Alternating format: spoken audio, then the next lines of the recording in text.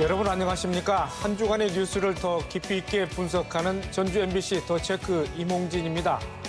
먼저 이슈 체크에서는 지방의회 의장단 구성을 놓고 잡음이 일었는데요. 어떤 내용인지 짚어보겠습니다. 배달앱 업계 유리업체가 다음 달부터 수수료를 올립니다. 음식값 인상으로 이어질 거란 우려가 나오는데요. 살펴봅니다. 일부 청소용역업체가 전주시 청소미화원 고용 승계 방침을 위반했다는 주장이 있었는데요. 알아보겠습니다. 이슈 토론에서는 하락세가 지속되는 한우값, 쌀값 안정화 대책 토론해 보겠습니다. 먼저 한 주간의 이슈 살펴봅니다. 장충석 변호사 나와 있습니다. 안녕하십니까? 안녕하십니까? 지방의회 후반기 의장단 구성을 놓고 잡음이 일었는데요. 자, 현역 지역위원장의 입김에 따라 원구성이 좌지우지되는 구태 정치가 여전하다 이런 볼멘 소리가 나오고 있습니다. 어떤 내용입니까? 네, 그렇습니다. 그 지방의회 그 4년 임기 중에서 전반기, 후반기 두 차례에 걸쳐서 원 구성을 하게 되는데요. 이 원 구성을 하는 과정에서 그 현역 지역위원장의 입김이 지나치게 이제 작용하고 있다. 이런 논란이 이제 원 구성을 할 때마다, 그러니까 2년마다 반복이 되고 있는 그런 상황입니다. 지금 기본적으로 전북자치도 같은 경우에는 그 모든 지방의회가 지금 민주당이 절대 원내 다수 의석을 차지를 하고 있는 상황이다 보니까 민주당에서 결정한 의장단 후보가 이제 의장단에 선출이 되는 그런 과정에 있는데요. 이제 이 과정에서 좀 그 지방의회 의원들의 어떤 민주적인 의사 결정에 의해서 그 의장단이 선출되기보다는 그 현역 지역위원장의 그 영향력 때문에 사실상 이 원 구성 자체가 좀 요식행위화되고 있는 거 아니냐 이런 비판이 나오고 있는 상황입니다. 네, 지방 의원들이 협의해서 다선 의원 위주로 의장단을 꾸렸는데요. 갑자기 교체되는 일이 남원과 순창에서 나왔습니다. 그렇습니다. 지금 순창군 의회 같은 경우에는 지금 군 의원 8명이 전부 그 더불어민주당 소속입니다. 지난 그 지방선거 과정에서 이 당선자들이 당선 직후에 전반기, 후반기 의장단을 협의를 해서 지금 내정을 한 것으로 알려져 있었거든요. 그런데 이제 그 후반기 의장단 구성을 하는 과정에서 이제 내정돼 있던 후보가 사퇴를 하고 또 새로운 후보가 이렇게 올라오는 이런 사례가 있었고요. 지금 남원시 같은 경우에도 시의원 전원이 지금 더불어민주당 소속인 그런 상황인 건데 그 의장단 후보를 구성하는 과정에서 그 단독 후보로 투표가 진행이 됐는데 이제 첫 번째 투표에서 과반 투표에 미달을 했고 재투표를 하는 과정에서 이제 그 새로운 후보가 등록을 했다가 또 선거 직전에 사퇴를 하는 일도 있었습니다. 이 사태를 두고 지금 당 내에서 이제 그 후보를 등록한 행위 자체가 어떤 징계 사유가 될 수 있다 이런 의견까지 나와서 좀 논란이 되기도 했었습니다. 네, 지방의회 원구성은 의원들이 후보를 민주적으로 뽑고 지역위원회는 이제 선출 과정이 원활하게 진행될 수 있도록 관리 감독하게 돼 있는데 이 같은 이제 논란이 일면서 원구성이 국회의원의 지방의원 줄 세우기라는 이런 식으로 전락했다는 비판이 일고 있습니다. 자, 이 같은 구태가 반복되는 이유는 어디에 있다고 보십니까? 일단 지금 그 민주당의 국회의원 후보 경선 어떤 방식에 영향을 받고 있다 이런 분석들이 나오고 있습니다. 지금 민주당 국회의원 후보 경선 같은 경우에는 그 권리당원 그리고 일반 국민 선거인단을 통해서 투표로 이루어지는 이른바 그 상향식 공천 방식을 취하고 있는데요. 그러다 보니까 이제 그 권리당원이라든가 일반 시민 선거인단을 그 확보하는 것이 중요하게 되는데 지역에서 이제 영향력을 행사하는 어떤 그런 지방 정치권들이 어떤 후보를 지지하는가 이런 부분들이 경선 과정에서 좀 영향력을 행사하게 된다는 그 인식이 있다 보니까 이제 그 현역 지역위원장들이 그 지방위원들에 대한 공천권을 바탕으로 해서 이제 지방위원들 줄 세우기를 하고 있는 이런 현상이 벌어진다 이런 분석이 있고요. 그리고 또 지금 민주당의 어떤 그 당원 당규상으로도 이 지방의회 의장단을 선출하는 과정에서 당 의원총회를 거치도록 하고 있는데 이 의원총회에 이제 그 지역위원장이 참관하도록 하고 있는 그런 규정을 두고 있어서 좀 영향력 행사를 용이하게 하는 그런 규정을 두고 있는 영향도 있다 이런 분석도 나오고 있습니다. 네, 사실 시군의회는 민주당 일당 독주 상황이다 보니까 이런 일이 벌어지는데요. 자, 민주당 자체적으로도 좀 자성과 개선 노력이 좀 있어야 될 것 같습니다. 그렇습니다. 이제 그 지방의회라는 것이 지방자치제도에서 상당히 이제 본질적인 부분이라고 할 수 있는데요. 지방의회 의원들의 어떤 자유로운 의사결정이 반영되는 것은 뭐 중요하다는 것을 두말할 나위가 없고요. 이런 부분들이 좀 자유롭게 결정될 수 있도록 존중하는 것들이 필요할 것이라고 생각이 됩니다. 그리고 이제 지금 그 지역위원장 등의 영향력을 배제하기 어렵게 돼 있는 현재의 어떤 민주당의 당원, 당규 등에 대해서도 좀 향후 좀 고찰하고 숙고하는 그런 절차도 필요하지 않을까라는 생각이 됩니다. 네. 자, 다음 이슈로 넘어가겠습니다. 배달앱 업계 1위인 배달의 민족이 다음 달부터 현행 6.8% 수수료를 9.8%까지 올리기로 했는데 자, 그 배경 어디에 있습니까? 지금 그 배달의 민족이 우리나라 배달 플랫폼 시장에서 과반을 훨씬 넘는 그런 점유율을 보이고 있는 그런 배달 어플리케이션인데요. 일단 배달의 민족 측에서는 현재 그 운영상의 어려움 때문에 인상이 좀 불가피하다 이런 입장을 보이고 있는 상황이기도 하고요. 그리고 지금 그 국내 그 배달 플랫폼 업계에서 점유율 기준으로 상위 3개 업체를 봤을 때 지금 배달의 민족 수수료가 가장 낮다. 이 수수료를 다른 업체들 수준으로 올린 것에 불과하다 이런 입장을 보였습니다. 네. 업주들은 이제 물론 크게 반발하면서 수수료 인상 철회를 촉구하는 집회를 열기도 했는데 자, 업체 측은 불가피하다는 입장을 고수하고 있는 것 같습니다. 이제 그 배달의 민족을 이용하는 업주 측에서 반발이 큰 것은 당연할 수밖에 없는 상황인 것 같은데요. 현재 배달 음식 같은 경우에는 배달비 부담도 있고 또 가맹점 같은 경우에는 프랜차이즈 가맹 수수료 납부 부담도 있는 상황에서 이 배달 중개 수수료까지 오르는 상황에 상당히 민감할 수밖에 없는 그런 상황이거든요. 이제 배달의 민족 측에서는 지금 계속 그 수익성을 좀 강화하기 위한 정책들을 잇따라 내놓고 있는데 여러 가지 해석들이 나오고 있습니다. 근데 이제 그중에서 그 배달의 민족 모기업의 어떤 그 상황에 영향을 주고 있다라는 이런 분석도 있는데요. 지금 배달의 민족의 모기업이 그 독일 기업인 딜리버리 히어로라는 회사인데요. 이 회사가 지금 그 유럽연합에서 그 반독점법 위반 혐의로 해가지고 뭐 수천억 원대의 지금 벌금을 부과받을 그런 가능성이 있는 상황으로 알려져 있습니다. 이 딜리버리 히어로라는 업체가 전 세계에서 이제 이 배달 기업들을 공격적으로 인수합병을 하면서 성장을 해온 회사인데 여러 브랜드 중에서 우리나라에 있는 이 배달의 민족이 이제 가장 핵심적으로 수익성을 올리고 있는 뭐 사실상 캐시카우 역할을 하고 있는 그런 회사로 지금 알려져 있고요. 그러다 보니까는 이 모기업 상황에 자금 상황에 가장 크게 지금 영향을 받고 있는 것 같다 이런 분석이 나오고 있습니다. 네.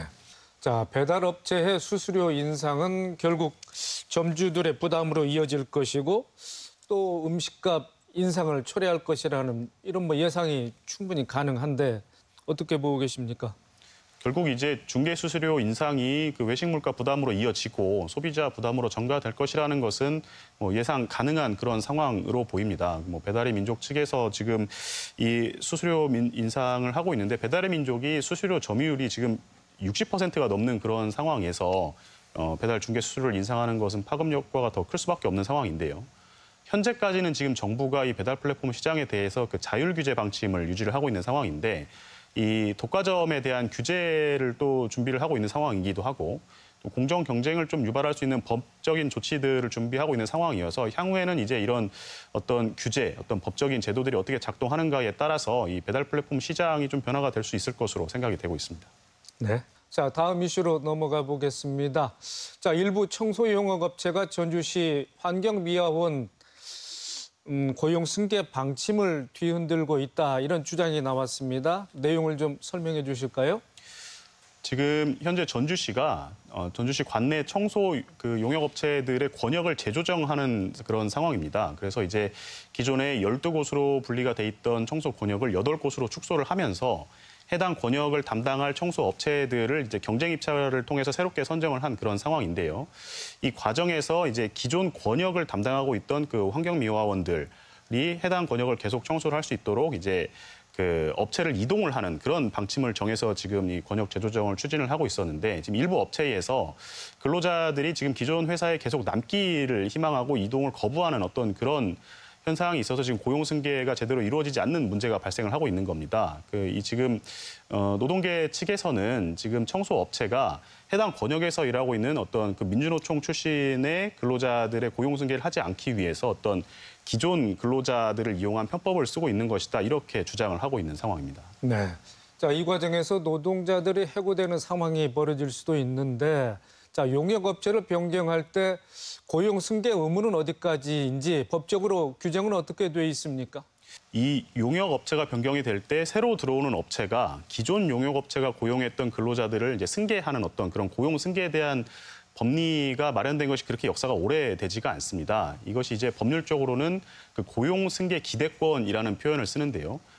기존 업체에서 근로하던 근로자가 새로운 업체로 업체가 변경되었을 때 내가 그 새로운 업체에 의해서 계속 기대할 수 있을 것이다라는 어떤 그런 기대가 법률적으로 보호할 만큼 충분히 가치 있는 정도가 이르게 되면은 이것이 이제 법적인 보장을 받을 수 있다라는 그런 취지이거든요. 이것이 이제 지난 2021년도에 그 대법원에서 고용승계 기대권을 정면으로 인정한 판례를 선고를 하면서 이제 법원에서 인정이 되고 있는 법리인데 이 고용승계 기대권에 대해서 대법원이 지금 해당 사업장에서 고용승계가 그동안 어떻게 이루어져 왔는가에 대한 어떤 판단 기준을 제시를 했습니다. 그러니까 이제 해당 사업장의 그 고용승계 관행을 중요하게 보고 있는 것이죠. 그리고 기존 고용계약에서 이 고용승계에 대한 그 계약 조건이 어떻게 돼 있는지, 해당 사업장의 일반적인 인식이 어떤지 이런 부분들을 좀 종합적으로 고려해서 이 고용승계 기대권이라는 법률적인 권리를 인정할 수 있도록 그렇게 하고 있는 상황입니다. 네. 자, 사실 용역업체가 바뀌는 과정에서 간접고용 노동자들의 집단 해고가 뭐 항상 논란이 되고 있는데, 자, 갈등의 원인 위탁 운영에 있다고 하면서 전주시가 청소 업무를 직영하라 이런 목소리가 나오고 있는데 전주시 입장 어떻게 나와 있습니까? 지금 이 용역업체가 변경되는 과정에서 발생하는 집단 해고에 대해서 뭐 대법원에서 지금 최근 들어서 고용승계 기대권이라는 법리를 마련을 하기는 했습니다마는 이것이 법률적으로 규정돼 있는 것은 아니다 보니까 현재로서는 고용승계가 거부됐을 때 어떤 노동당국 등을 통해서 사후적으로 구제를 받는 이런 기능을 하고 있는 그런 상황이기 때문에 지금 노동계 입장에서는 이것이 충분하지 않다.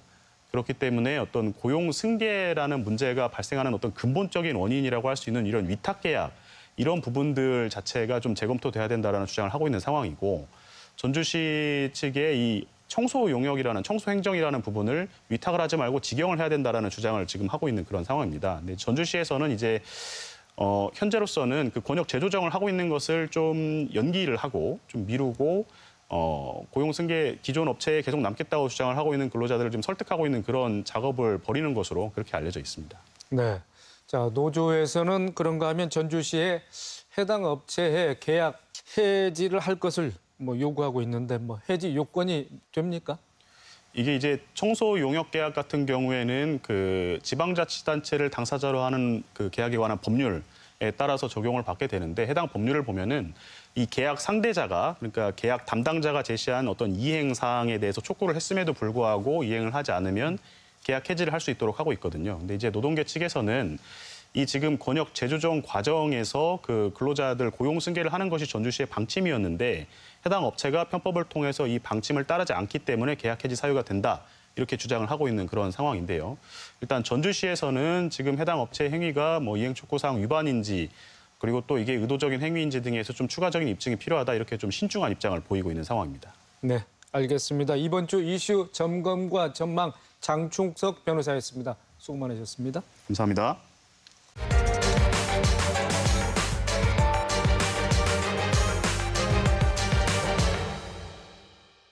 이슈 토론입니다. 최근 한우값이 폭락하면서 한우 사육 농가의 시름이 깊어지고 있습니다. 생산 비용이 증가하면서 한우를 팔면 손해라는 말이 나오고 있습니다. 쌀값도 내리막입니다. 올 들어 산지 쌀값 하락세가 재작년 쌀값 폭락 사태와 비슷하다는 분석인데요. 쌀값, 속값 하락의 원인과 대책은 무엇인지 토론해 보겠습니다. 토론해 주실 세 분 모셨습니다. 최재용 전북특별자치도 농생명축산산업국장, 송춘호 전북대학교 식품유통학과 교수, 정충식 전국농민회 전북도 연맹 사무처장입니다. 세 분 반갑습니다. 네, 반갑습니다. 자, 정충식 사무처장님. 네.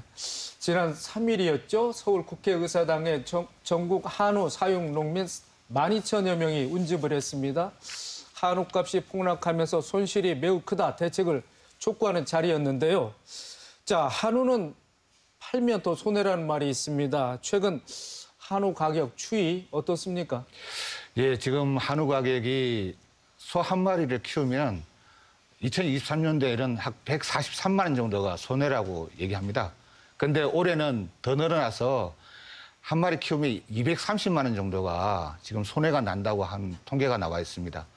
지금 어느 뭐 농가의 문제가 아니라 소산업 전반의 어떤 문제고요.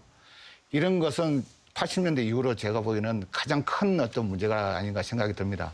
그래서 지금 현재 계속 소사료라든가 이런 것들은 가격이 계속 상승하고 있고요.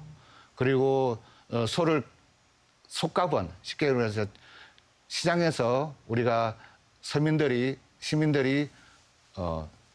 소를 한번 먹어보겠다 할 때는 여전히 가격은 높습니다. 결국 이제 유통관계 문제도 여러 가지 문제가 있는 것 같고요. 그래서 지금 현재 이 문제는 지금 계속 이렇게 간다면은 소산업 전반에 문제가 생길 것이다. 그래서 굉장히 위험한 문제가 될 수도 있다. 이렇게 평가하고 싶습니다. 네, 알겠습니다. 자, 최재형 국장님, 네. 전북특별자치도에서 농정 업무의 실무 책임자로 계신데, 자, 전북의 한우 사육 두수가 전국에서 3번째로 많다고 합니다. 자, 한우와 또 한우 농가의 현황. 자, 속값이 이렇게 떨어지는 원인은 어디에 있습니까? 예, 저희 전라북도의 한우 사육 두수가 이제 42만 두, 이제 키우는 농가 수는 한 9천여 농가가 됩니다. 이제 전체 우리나라 비중의 한 13%에 차지하는 거죠. 최근에 이제 한우 값이 이게 하락을 하고 있습니다. 뭐 여러 가지 이유를 들 수 있겠죠. 이제 가장 첫 번째로는 한우를 키움에 있어서 가장 많이 비용이 차지하는 게 이제 사료값인데, 이 사료값이 최근 한 5년 사이에 한 40% 가까이 올랐습니다. 근데 이제 사료값을 포함해서 나머지 전체 비용을 따져보니까 한 17% 가까이가 총 비용이 올랐더라고요. 그런데 이제 가격은 19년도 정도, 지금으로부터 한 4, 5년 전의 가격에 머물러 있는 겁니다. 그러니까 가격은 한 4, 5년 전과 같은데 그 키우는 비용이 한 20% 가까이가 오르면서 한우 농가에 이제 어려움이 이제 닥쳤고, 이제 그 한우 농가와 또 내적 측면에서 보면 그 사육 두수가 사실 좀 늘었습니다. 그러니까 2022년도에 한 350만 두의 최정점을 찍고 조금씩 내려가고 있습니다. 그러나 이제 그 한우를 도축하는 도축수를 보면 그 최정점이었을 때가 87만 두였는데 최근에 보면 한 95만 두, 7만 두가 되고 있습니다. 한 10만 두가 더 도축이 되고 있는 거죠. 그래서 그 한우 농가 입장에서는 굉장히 어떤 매우 외환적 입장에 있다, 이렇게 보여집니다. 네, 송춘우 교수님, 산지 속값은 우리 최 국장께서 말씀하신 대로 갈수록 떨어지고 있고 도축 마리수도 늘고 있는데 소매가에는 큰 변화가 없습니다. 오히려 소매가는 또 올라가는 추세 아니겠습니까? 자, 그 원인 어디에 있다고 보십니까? 7월 16일 기준으로 봤을 때 전국의 산지의 600kg 속 가격이 560만 원 정도 갑니다. 그다음에 도매 가격을 봤더니 15,600원 정도 갑니다. 이제 소비자 가격은 일반적으로 소비자 가격을 말할 때는 등심 1등급을 기준으로 이렇게 보통 하는데요. 등심 가격이 8만 9천 원이 가고 있습니다. 그러면 단순하게 보면 산지에서 560만 원짜리를 단순하게 보면 이것을 1kg 따져보면 약 9,300원 정도 됩니다. 10,000원이 안 갑니다. 10,000원이 안 가는 것이 87,000원, 89,000원 가는 게 굉장히 비싼 것처럼 보이는데요. 그런데 우리가 소를 도축할 때 평균적으로 키로 보면 약 700kg가 조금 모자라는 696kg짜리가 평균적으로 도축되는데, 이 도축되면 소비자가 고기를 먹을 단계가 되면 얼마 정도로 감소하냐면 226kg로 감소가 됩니다. 이 도중에요.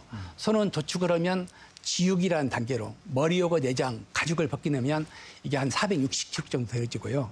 여기에서 다시 뼈를 발라내고, 그다음에 소는 700kg 기준했을 때 지방이 걸러내야 되는 지방이 120kg 정도 됩니다. 그래서 실질적으로 판매할 수 있는 가격은 약 224kg밖에 안 됩니다. 그렇기 때문에 여기에서 유통 과정에서 실제적으로 수율이 이렇게 낮아집니다. 그러면 이 224kg 정도의 이 부분을 1kg 따져보면 3만 한 5천 정도 갑니다. 그래서 실질적으로 그 도매 과정에서 3만 5천 원짜리가 8만 7천 원을 가기 때문에 이렇게 소비자 가격 부분은 큰 영향을 받지를 않게끔 줄이가 되어 있는데요. 2021년도가 속가격이 가장 좋았는데 그때에 비해서 추락 가격, 도매 가격은 35% 정도가 지금 하락했습니다. 근데 소비자 가격도 등락을 거듭했는데 최근에 와서는 약 10.5% 정도는 떨어졌습니다. 떨어졌음에도 불구하고 그러면 음식점에 가면 우리가 소 가격은 계속 떨어지는데 음식점 가격은 떨어지지 않습니다. 그러면 한우 전문점에서 우리가 등심을 먹게 됐을 때 이 등심이 차지하는 한우 고기가 차지하는 원가 비중은 30% 정도밖에 안 된다고 그럽니다. 인건비가 있고요. 요즘에 전기세, 그다음에 가스비가 다 올라가거든요. 그래서 만약에 소 가격이 50%가 떨어졌을 때 음식점에서 고깃값을 낮출 수 있는 요인은 실제적으로 15%밖에 안 됩니다. 15,000원짜리 우리가 갈비탕 같은 경우에도 실질적으로 최대 인하 요인이 1,500원밖에 안 되거든요. 이러한 부분이 산지에서 한우 농가들은 굉장히 어려움을 겪지만 소비자들이 봤을 때는 여전히 가격이 높다는 이러한 격차가 벌어질 수밖에 없는 구조가 되어져 있습니다. 네, 정중식 처장님, 전면적인 유통구조 개편 없이는 한우값 안정화 또 하락을 막기가 좀 역부족이다 이렇게 송 교수께서 진단하셨는데, 자, 한우 농민들이 요구하는 한우값 안정화 대책은 무엇입니까? 가장 먼저 요구하는 게 이제 한우산업지원법을 제정해달라는 겁니다. 이게 한우산업이 지속 가능하게 하기 위해서는 법적으로 보호장치가 있어야 된다는 거고요. 그리고 또 사료 안정화 기금 조성을 좀 같이 좀 하자는 거죠. 그래 알다시피 지금 사료 가격이 너무 폭등하고 있잖아요. 생산비 자체가 폭등하고 있는데 이것만 안정화돼도 그나마 좀 수익 면에서 좀 나을 것이다 이렇게 예상하고 있고요. 그리고 직거래 장터 이런 것에 대해서 좀 강화해달라. 그러면서 아까 유통구조로 말씀하셨는데 한두 개 유통구조만 빠져도 사실은 그 부분의 수익이 생산자한테 돌아갈 수 있다 생각합니다. 유통구조에서 얻는 수익이 보통 전체 100의 한 50% 이상을 보고 있거든요. 그러니까 적지 않은 부분인데 그것이 농민들과 관계없이 축산농민과 관계없이 중간 유통관계에서 생기는 그 가격이기 때문에 그 부분을 최소한 줄이도록 노력해달라. 그리고 무분별한 소고기를 수입하지 말라는 그런 요구도 있습니다. 알다시피 2022년도 7월 달부터 연말까지 소고기 가격을 낮추겠다고 10만 톤을 거의 무관세로 수입했어요. 정부가. 그러니까 어떤 일이 생기면 막 폭탄 터뜨리듯이 이벤트 하듯이 그렇게 정책을 펼치면 안 된다고 생각됩니다. 이런 것들이 축산농가 협회하고 같이 정부하고 같이 소통을 논의를 통해서 안정화되게 만들어야 된다 생각하고요. 아까 말했지만 그 안정화 그런 것들이 법으로 제정됐을 때 이게 좀 개선이 되지 않을까 그렇게 생각합니다. 네. 조 국장님, 사료값이 5년 사이 40%가 인상도 있지 않겠습니까? 네. 사실 축산 농민들 사료 구매 자금 융자 상환일이 다가오면서 큰 부담을 느낀다고 합니다. 자, 전북특별자치도 축산 농가 경영 안정화를 위해서 어떤 지원책을 펴고 있는지요? 좀 말씀해 주실까요? 그 한우를 사육함에 있어서 이제 그 여러 가지 비용, 사양 비용이 들 텐데 이제 그 중에 가장 많은 이제 비중을 차지하는 것이 이 사료값입니다. 이제 정부가 이제 사실은 이제 사료 구매 자금에 대한 융자를 좀 해주고 있는데 그 융자금의 이자가 이제 1.8%거든요.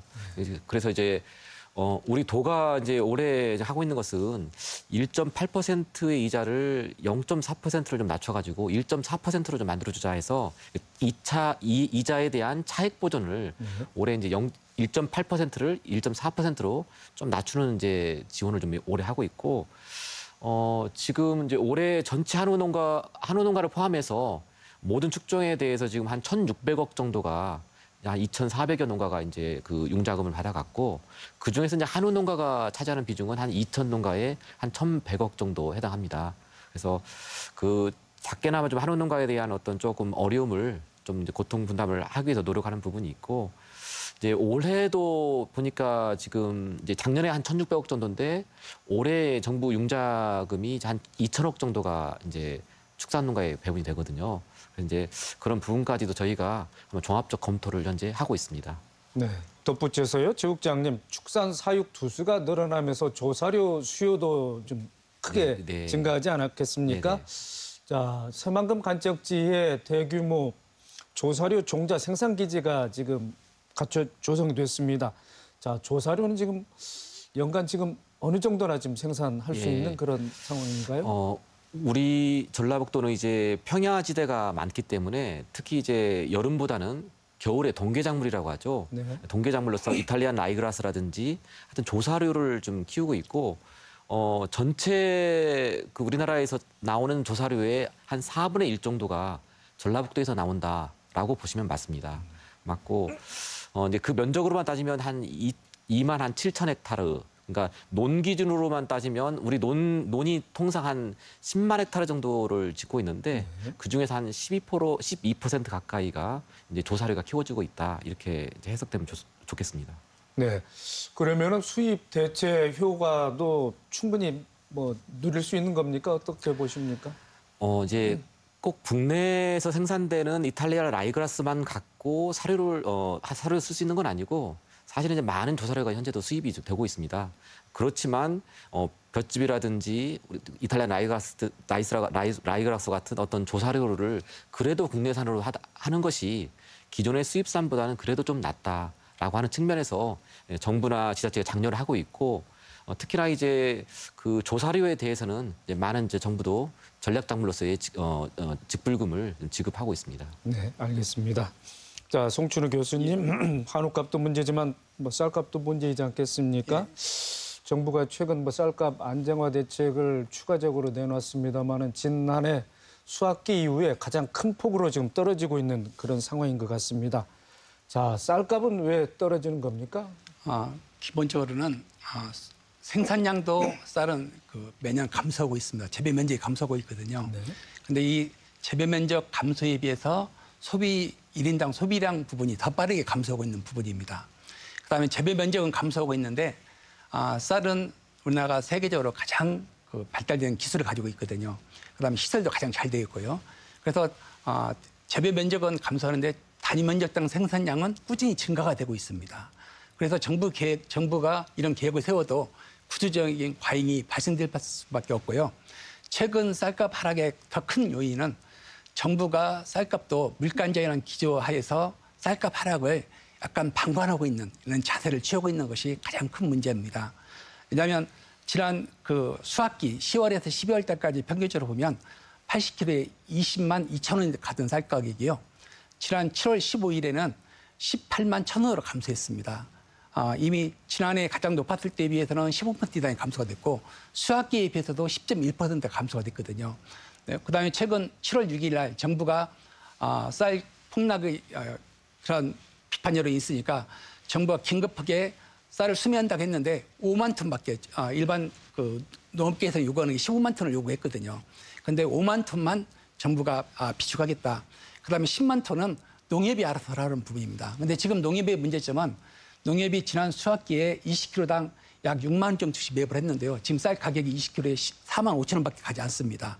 농협에 지금 막대한 손실이 되고 있는데 농협은 지금도 감당하기 어려운데 20만 톤을 감당할 여력이 없거든요. 그다음에 이 부분이 조금 지나면 이제 벌써 또 여름 지나고 나면 수학기입니다. 올 가을이 되면 2022년도보다 훨씬 심각한 쌀 대란이 일어날 수 있는 그 가능성이 보여집니다. 네, 그렇군요. 정숙식 처장님, 정부 방침을 보면은 농협의 판매 촉진으로 해서 재고를 소진하고 그렇게 해서 격리 효과를 좀 보이겠다는 건데 쌀이라는 품목이 뭐 다른 농산물과는 달라서 판촉 활동으로 소비를 뭐 단숨에 끌어올릴 수 있는 그런 상황은 아니지 않겠습니까? 그 실효성 좀 의문이 듭니다만은 어떻게 보고 계십니까? 저는 의문이 드는 게 아니라 그렇게 하면 100% 실패할 거라고 생각합니다. 100% 실패합니다. 왜냐하면 쌀이라는 거 아시다시피 내가 한꺼번에 한 공기 먹던 사람이 두 공기, 세 공기를 먹을 수 있는 그런 어떤 농산물이 아닙니다. 과일같이 없던 것이 갑자기 생겨가지고 먹으면은 갑자기 소비량이 확 늘어날 수 있죠. 근데 쌀은 절대 그럴 수 없고요. 그래서 뭐 판촉 행사라든가 이벤트 행사를 해서 밀어붙이기로 해가지고 쌀 소비량을 늘릴 수는 없습니다. 결국은 지금은 아까 송춘호 교수님 말씀하셨듯이 지금 많이 지금 농협이라든가 개인이라든가 쌀을 가지고 있는, 나락을 가지고 있는데 그것을 정부가 수매해주지 않으면은 시장 기능에서 이게 가격이 적당한 가격이 형성되지 않고 있습니다. 아까 말씀드렸듯이 더 문제는 지금 조만간에 이제 신곡이 나오는데 지금 가격이 낮게 형성되어 있는 데서 신곡이 나온다고 해서 신곡 가격이 높을 수는 없습니다. 같이 연동이 되는 그 구조이기 때문에 그러면 결국은 지금 시급하게 정부가 이 가격을 어느 정도까지는 끌어올려야 되고, 끌어올리기 위해서는 그런 이벤트성 그런 것이 아니라 직접적으로 정부가 수매를 해야 된다. 시장 정리를 해야 된다. 이렇게 말씀드리고 싶습니다. 네. 최 국장님, 전북특별자치도도 정부의 2020년산 네. 민간 재고 물량을 지금 사들이고 있지 않겠습니까? 예. 자, 물량이 어느 정도고 가격은 어떻게 맞춰져 있습니까? 이제 작년도 쌀이 지금 이제 올해 현재 팔리고 있는 것인데 현재 일단 뭐 상황을 보면 농협 기준으로 봤을 때 농협 창고에 작년 6월 말 기준으로 봤을 때 작년 이맘때와 지금을 비교해 보면 작년에 농협 전체적으로 보면 한 1.6배가 더 남아 있는 거예요, 재고가. 물론 이제 앞으로 좀 팔릴 겁니다.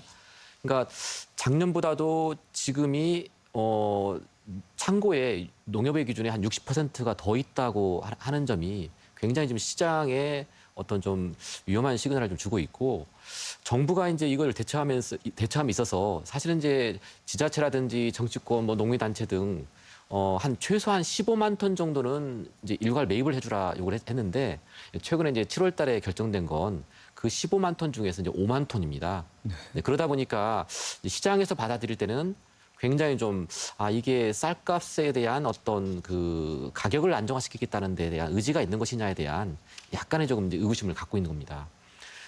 그렇지만 하여튼 그 뭐 15만 톤 요구분 중에서 이제 5만 톤이 이제 현재 매입이 되고 있고, 그 5만 톤 중에서 한 20%에 해당하는 한 1만 톤 정도가 우리 전라북도에서 이제 현재 수매가 8월 달까지 이루어질 계획입니다. 네, 그렇군요. 자, 정충식 차장님, 농민들 입장에서는 매입량이 미흡하다 이렇게 느끼는 것 아니겠습니까? 네. 격리를 더 해달라는 건데, 자, 가만히 생각해 보면 재작년 쌀값 대란 같은 뭐 이런 괴를 받고 있는 것 같습니다. 좀 우려하는 바가 크시죠? 아유, 제가 생각하기에는 2020년 쌀 대란보다 더 큰 영향이 생길 것이다. 더 큰 문제가 생길 것이다. 그렇게 보고 있습니다.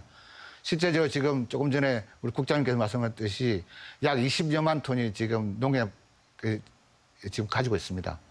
그것을 농협이 가지고 있으면 결국 문제는 다음에 농민들한테 사들일 때 창고가 없어져요. 예, 그게 이미 쌓여져 있으면은. 그래서 순환이 되려면은 그 창고를 비워야 합니다.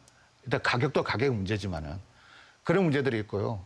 결국은 지금 현재 그것을 정부가 외면하고 있다고 저는 생각합니다. 아까 별로 우리 송춘호 교수님께서 그것을 신경 안 쓴다고 그랬는데 저는 외면하고 있다고 생각됩니다. 정부가 지금 이 쌀 산업에 대해서 기초 식량인 쌀에 대해서 외면하면은 농업 전반이 위태로집니다. 제가 봤을 때는 쌀이 무너지면 다른 농민들이 쌀이 아닌 다른 쪽으로 눈을 돌리게 되고 있고요.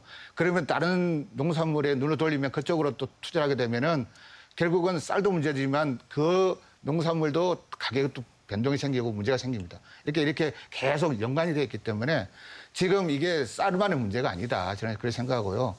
그리고 이게 쌀이 한번 무너지기 시작하면은 이게 임계점을 넘어가 버리면은 다시 회복하기 힘들 수도 있는 그런 구조적인 어떤 문제가 지금 우리나라에 많이 있다고 생각하고요. 결국은 그런 것들을 정부가 빨리 좀 대책을 세워야 되는데 지금 현재 정부의 대책을 보면은 굉장히 단발성이고 굉장히 또 어떻게 보면 농민들이나 농을 보호하겠다는 그런 대책이 아니라 그냥 땜질식으로 그렇게 하는 것 같은 그게 가장 문제라 생각합니다. 네. 최 국장님, 수입밀 대안으로 또 가루쌀을 재배하는 농가가 좀 늘고 있습니다. 전북 어느 정도나 지금 재배되고 있습니까? 예, 이제 가루쌀이라고 해서 이제 그 제빵용으로 이제 제과용으로 쓰기 위한 목적으로 이제 쌀이긴 쌀인데 이제 가루를 밀가루처럼 가루를 내 가지고 제가 재분해서 쓰는 품종이 되겠는데, 작년에 저희가 그냥 780헥타르 정도 되었는데 올해는 그보다도 한 3배 정도 면적이 좀 늘어납니다. 네. 한 2,600헥타르 정도 면적이 좀 늘어날 것이고, 다만 이제 여기에 대해서는 약간의 지금 이제 그 제약사항은 가루쌀이 이제 통상적으로 보면 그 20kg 재분 기준으로 봤을 때 한 6만 원 정도 하거든요.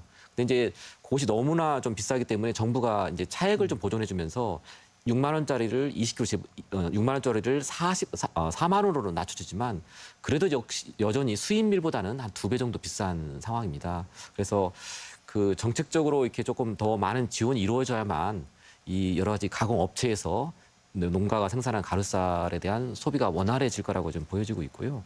궁극적으로 보면 이제 그 쌀에 대한 수요가 주는 건 맞습니다. 그래서 이제 우리가 논에다가 벼를 심다가 벼 대체 작물로 콩이라든지 이제 가루쌀이라든지 이런 대체 작물을 현재 심고 있죠. 그 면적이 이제 작년에 한 12%, 논의 12%가 대체 작물이었다면 올해는 한 16% 정도로 될 거라고 좀 기대하고 있습니다. 그래서 어떤 쌀값의 안정화를 위하고 또 더불어서는 이제 그 우리가 수입해 먹는 밀이라든지 콩 이런 것들에 대한 어떤 좀 대체율을 좀 높여 나가는 것이 그래도 조금 현실적인 대안 아니냐 저는 좀 생각하고 있습니다. 네, 송 교수님. 자, 가루쌀이 밀 수입 의존도를 낮추고 쌀 과잉 생산에 대안이 될 수 있는 건지 어떻게 보고 계십니까? 가루쌀 부분에 대한 그 생산자들의 인기는 정부 그 지원금이 많기 때문에 어느 정도 있는 것 같습니다. 네. 작년도에 전국적으로 2,000헥타가 재배됐는데요. 전라북도는 올해 3배 정도 늘어났다고 했는데 전국적으로 보면 5배가 늘어난 10,000헥타 정도가 늘어납니다. 근데 이게 2026년도에 가면 얼마 정도까지 5만 헥타 가까이 4만 2천 헥타까지 이렇게 확대를 시키는데요. 가루쌀은 절대 쌀이 남는 부분에 대안으로 작용할 수가 없습니다. 왜냐하면 가루쌀은 수입 밀가루를 대체한다는데요. 아까 최재형 국장님이 말씀하셨지만 가격 경쟁력에서 일단 떨어집니다. 그다음에 상품성 부분에서도 왜냐하면 수입밀의 가장 근본적인 부분은 빵입니다. 근데 빵은 사람들이 건강을 위해서 먹는 것보다는 기호식품이거든요. 맛을 위해서 먹습니다. 근데 이 가루쌀은 빵으로 만들었을 때 그 맛 부분에서는 명확히 떨어집니다. 물론 영양 부분에서는 좋다는 평가가 많이 있습니다. 우리나라가 작년부터 전략작물 직불제라는 것을 실시하면서 가루쌀을 굉장히 밀고 있는데요. 일본은 2008년도부터 이렇게 전략작물 직불제를 실시를 했습니다. 그다음에 일본의 전체 논에서 25%가 전략작물을 심고 있는데요. 가장 많은 부분은 사료용 쌀이고요. 일본도 가루쌀이 있습니다. 가루쌀이 있는데 올해 최대 8,000헥타 정도 재배된다고 합니다. 그러면 우리나라가 훨씬 많거든요. 근데 일본에 보면 쌀가루를 이용한 산업 부분은 일본 시장이 훨씬 큽니다. 그럼에도 불구하고 일본에서도 가루쌀에 대한 수요가 없습니다. 그다음에 아까 최재형 국장님 말씀하셨지만 가루쌀은 일단 가격 경쟁에서 수입밀을 대체할 수가 없습니다. 정부가 지원을 50%를 지원해 줘도 실질적으로 소비처가 없습니다. 그런데 문제는 이 가루쌀 재배는 확대가 되지는데 소비처는 없습니다. 근데 정부는 이 부분을 공공비축미로 전량을 매입을 해준다고 합니다. 그러면 장기적으로 보면 일반 쌀 농사를 짓는 사람들이 그만큼 피해를 본다는 얘기입니다. 이것은 쌀 산업을 발전시키기 위한 대안이 아니고 쌀 산업을 오히려 더 형용화시키기 위한 하나의 수단으로 전략되실 가능성이 굉장히 있습니다. 네. 자, 그렇다면 정충식 우리 처장님께서는 자, 농민들 현지에서 뭐 우리 지역만 하더라도 지난해보다 3배 이상 가루쌀 재배 면적이 증가했는데 자, 농민들은 그러면 왜 이렇게 가루쌀을 많이 재배하고 있을까요? 아까 뭐 과잉 얘기하셨는데 저는 쌀이 과잉됐다는 얘기는 정부가 만든 프레임이라 생각합니다. 알다시피 지금 통계청 발표만 봐도 근 5년간에 쌀의 자급률은 85%에서 95% 사이 왔다 갔다 합니다. 결국은 100% 이상은 잘 넘지가 않습니다. 그런데 왜 과잉이라고 얘기하느냐? 결국 40만 8,700톤이란 TRQ 물량이 매년 수입되기 때문이거든요. 그 양이 약 전체 쌀 생산량의 11%, 12% 정도가 됩니다. 네. 그러니까 90%만 자급률이 있어도 100%가 넘는다는 뜻이지 않습니까? 그러니까 그런 어떤 전체적인 것을 바라보면서 우리가 쌀에 대해서 얘기해야 된다 생각하고요. 결국 그래서 우리가 TRQ 물량을 재협상해야 된다고 우리가 농민들이 가장 요구하는 게 바로 그런 이유가 있습니다. 근본적인 거 놔두고 나타나는 현상만 처방을 하려니 답이 안 나온다 생각하고요. 가루쌀에서 말씀드리자면 저는 가루쌀이 이 정부가 끝나면은 가루쌀의 생산량이 확 줄어들 거라 생각합니다. 지금 전략작물로 해서 예산을 들여서 권장을 하고 있지 않습니까? 시장은 정확하다고 생각합니다. 시장에서는 지금 이제 왜 가루쌀을 기업들이 매입해서 그것을 제품화하지 않겠습니까? 일단 가격도 문제지만은 소비자들이 압니다. 가루쌀을 만든 빵이라든 것이 밀가루하고 99% 비슷하다고 그러지만 99% 비슷한 유인원과 사람이 다르듯이 밀하고 가루쌀은 다릅니다. 결국 밀에 이미 젖어 있고 입맛에 길들이는 사람들은 절대로 가루쌀을 선뜻 많이 사 먹지는 않습니다. 결국 시장이 형성되기 힘들다는 말이죠. 결국은 우리는 가루쌀을 자꾸 주장하고 있지만은 가루쌀은 그냥 한시적인 그런 어떤 생산 농산물이 될 수밖에 없다. 그렇게 생각합니다. 네, 알겠습니다. 자, 송 교수님, 교수님께서 늘 강조하시는 부분이 농산물이 물가 안정에 어떤 희생양이 되고 있다. 쌀은 죄가 없다 이렇게 말씀하시고 계시는데 농축산 물가 안정화를 위해서 어떤 대책들이 최소한의 전제 조건으로 제시돼야 된다고 보십니까? 최근 농산물 가격 폭등의 가장 오늘은 주제가 그 쌀값하고 한우값 폭락인데요. 최근에 사과값 폭등 부분 가지고 농산물 가격이 너무 폭등한다는 주장이 굉장히 많았고요. 정부는 여기에 대해서 수입으로 대체하는 부분입니다. 어떻게 보면 수입 물량 부분을 확대시키는 부분이에요. 근데 이게 일시적인 효과는 있을 수는 있습니다. 근데 장기적으로 보면 오히려 생산 기반을 더 파괴시킵니다. 왜냐하면 최근에 어떤 채소류 가격이라든가 사과 가격이 폭등하는 부분은 작년도의 기상 이유, 그다음에 여름철 되면 매년 반복되는 기상 이유에 의해서 생산량이 급감했기 때문이거든요.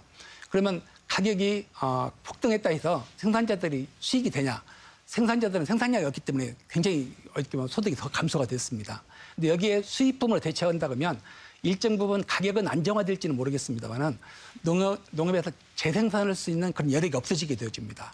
그러다 시간이 조금 더 지난다 그러면 우리 먹거리 부분을 100% 수입 시장에 의존해야 될 그런 상황이 되거든요. 그래서 한 국가가 유지가 되려면 기본적으로 국민의 기본적인 먹거리 부분은 자급을 해야 된다. 100%는 아니더라도 명확하게 지금같이 우리가 식량 자급률이 44%밖에 되지 않습니다. 근데 이런 상황 부분을 최소한 60%, 70% 정도까지 유지해야 갈수록 세계 경제가 자국 중심주의로 가고 있고요. 국가 안보주의로 갑니다. 식량은 언제나 우리가 팬데믹 상황에서 볼 수 있는 것처럼 무기화가 될 수 있는 소지가 굉장히 커집니다. 네, 알겠습니다. 토론을 이제 마무리해야 될 시간이 거의 다 된 것 같습니다. 오늘 못다 하신 말씀 또 특별히 강조하고 싶은 대목 듣고 이 시간 마치도록 하겠습니다. 먼저 정중식 사무처장님. 예, 올해가 1894년 동학농민혁명이 있은 지 130년 되는 해입니다. 지금하고 그때하고 얼마나 달라져 있을까요? 그때도 보국안민 얘기했고요. 척양척의 얘기했습니다. 그러면서 민중들이 봉기를 했던 1894년입니다. 근데 여전히 똑같은 숙제, 똑같은 문제들을 안고 있다고 생각합니다. 그 밑에는 식량 문제, 그리고 주권 문제가 있습니다. 우리가 식량 주권을 항상 얘기하고 있는데 이 문제가 어느 정도 해결되지 않고는 우리나라가 앞으로 더 미래를 위해서 향해서 나아갈 수 없다고 생각합니다. 그래서 이것은 또 농민만의 문제가 아니고 온 국민의 같은 문제라 생각하니까 국민 여러분들, 시민 여러분들도 같이 관심을 가져주시고 왜 저렇게 농민들이 이렇게 목소리를 높이고 밖에서 길거리에서 목소리를 높이는지에 대해서도 관심을 가져주시고 함께해 주시길 부탁드리겠습니다. 고맙습니다. 네. 송춘호 교수님. 작년 말 기준으로 농촌 지역에서 65세 이상 인구 비중이 52.6%가 넘어서고 있습니다. 농촌이 거대한 양로원화가 지금 되어지고 있거든요. 그동안 유일하게 한우와 쌀 부분에서만은 후계농들이 계속 나왔습니다. 후계농이 나왔다는 부분은 여건은 굉장히 변화가 좀 지금은 심했습니다만 쌀과 한우는 그래도 돈이 될 수 있다는 그러한 부분에 희망이 있었거든요. 근데 최근 한우값 폭락, 쌀값 폭락에 의해서 이러한 부분도 굉장히 어려워지고 있습니다. 이렇게 농촌에서 쌀과 한우가 무너지면 농촌은 유지될 수가 없는 거고 농촌이 무너지면 우리나라 국가 자체도 존립하기 어렵다고 생각이 되어집니다. 지금이 바로 농업에 대해서 다시 한번 관심을 가질 때라고 생각이 되어집니다. 네. 자, 최재용 국장님. 예, 오늘은 주제가 이제 쌀값과 한우인데 저는 한우에 대해서 이제 좀 한번 더 말씀을 드리고자 합니다. 이제 한우는 우리 고유의 어떤 유전적 특징을 가지고 있는 토종 품종입니다. 그래서 이제 우리가 수입에 먹는 미국산 수입 쇠고기, 호주산 수입 쇠고기와는 분명히 다른 것이죠. 이제 우리 소비자도 선택을 함에 있어서 그래도 좀 우리 토종 품종을 한우를 먹어야겠다라고 하는 좀 그런 좀 의도적인 좀 선택을 좀 해주실 필요가 있고, 두 번째는 이제 우리 한우 농가도 조금 더 노력할 부분이 있습니다. 지금 재작년 기준으로 했을 때는 한우 농가가 소 한 마리를 팔았을 때 내 인건비를 일부 건졌습니다. 작년 기준으로 했을 때는 내 인건비는 고사하고 이제 손실이 나기 시작한 겁니다. 평균적으로 그렇다는 거죠. 근데 그럼에도 불구하고 그 과정상에서도 이제 수익을 남기는 한우 농가는 분명히 있거든요. 그래서 저희가 이제 올해부터 이제 신규 사업을 하는 것이 뭐냐면, 한우를 좀 탄소 저감형으로 또 같은 키로수지만 빨리 잘 자라는 한우를 선별을 해내자. 그래서 기존의 방식이 아니라 어떤 유전자 분석에 근거한 방식을 통해 가지고 한우의 어떤 농가 단위의 품종 개량을 통해서 통상 예를 들면 30개월에 자라던 한우를 27개월 정도 낮출 수만 있다고 하면 그건 분명히 농가에게도 이익이 될 수 있다. 품질도 갖춰줄 수 있고 가격도 갖출 수 있다 보기 때문에 우리 한우에 대한 사랑, 또 이 한우를 만들어낸 농부의 노력이 함께 더해져야 될 것 같습니다. 네, 알겠습니다. 오늘 세 분 토론해 주시느라 대단히 수고 많으셨습니다. 네, 고맙습니다. 쌀 농사와 한우 사육은 농도 전북의 근간을 이루는 산업인데요. 생산 물가는 오르는 데 비해 산지 가격이 떨어지면서 농민들은 삼중고를 겪고 있습니다. 당연히 대책을 촉구하고 있습니다. 식량 자급은 식량 안보와 직결되는 중대한 문제인 만큼 차제에 좀 더 체감할 수 있는 농가 지원책 마련 서둘러 주길 바랍니다. 더체크 오늘 순서 여기서 마칩니다. 시청해 주신 여러분 고맙습니다.